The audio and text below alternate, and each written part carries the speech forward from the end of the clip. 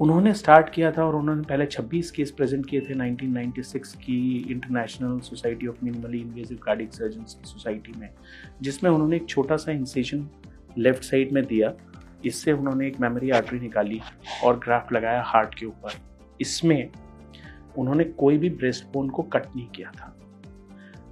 दूसरी चीज़, इसके पहले ये शुरुआत हुई थी वैल्व सर्जरी को लेकर के, जो कि ग्रॉइन से एक हार्ट लंग मशीन पे अपन चले जाते हैं और साइड के राइट साइड के इंसिजन से हम वैल्व सर्जरी या दिल में छेद की सर्जरी, इन सारी सर्जरीज को करते हैं। तो इन दोनों विधाओं का कॉम्बिनेशन धीरे धीरे करके हिंदुस्तान में बढ़ता गया। अभी अगर हम ब्रेस्ट बोन को कट करके सर्जरी करते हैं यानी कन्वेंशनल सर्जरी करते हैं तो कोई भी हड्डी भरने में 6 से 8 हफ्ते का वक्त लगता है नॉर्मली। बट अगर हम हड्डी नहीं काटें और रिब्स की 2 बोन्स के बीच से सिर्फ मसल्स को काटते हुए हम अंदर जाएं, जिसमें सिर्फ मांसपेशियां कटी हैं, और वहाँ से सर्जरी को परफॉर्म करें, तो जो रिकवरी टाइम है वो मसल हीलिंग टाइम होता है। इसका मतलब है हड्डी की हीलिंग का टाइम 6 to 8 वीक्स है और मसल्स की हीलिंग का time at the most 2 weeks है। ये बेसिक फर्क है दोनों सर्जरीज के बीच में, पहला। दूसरा, चूंकि हम इसमें ब्रेस्ट बोन को नहीं काट रहे हैं इसलिए ब्लीडिंग कम होती है।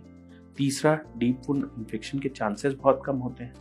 चौथा, अगर हम समझें तो quality of life extra ordinarily important होती है मरीजों के लिए, कि हम बाईपास सर्जरी के बाद या वैल्व प्रत्यारोपण की सर्जरी के बाद हमारी लाइफ कैसी होगी। तो extraordinary quality of life रहती है after a minimal access surgery.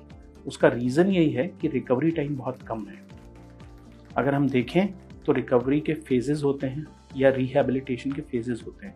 Phase 1 में फिजिकल रिकवरी होती है। जो फिजिकल रिकवरी है उसमें से वुंड हीलिंग, पेशेंट का इंडिपेंडेंट होना, ये काफ़ी होता है। मेंटल रिकवरी होती है, जो ट्रॉमा सर्जरी का उसके दिमाग में बैठा है, उस ट्रॉमा से बाहर आना। वो तब बाहर आता है जब उसका बेल्ट हट जाए, वो अपनी रूटीन एक्टिविटी में वापस चला जाए, वो अपना जो भी जॉब कर रहा है वो जॉब में वापस चला जाए। तो ये जो फ़र्क है, ये कन्वेंशनल सर्जरी अगर 2 महीने से 3 महीने के बीच में होती है और मिनिमल एक्सेस सर्जरी अगर हार्डली 2 हफ्ते में हो जाती है, तो ये फ़र्क बहुत बड़ा है। तो ये बेनिफिट्स हैं, इन्फेक्शन कम है, पेन कम है, आपकी रिस्ट्रिक्शन ऑफ एक्टिविटी कम है, ब्लीडिंग कम है। ये सारे बेनिफिट्स हैं minimal access surgery. Cosmetic obviously कि दिखता नहीं है ये इंसिजन, किसी को पता नहीं होता है कि ये सर्जरी इस पर्टिकुलर पेशेंट की हुई है। यंग फीमेल्स में बड़ा इंपॉर्टेंट हो जाता है।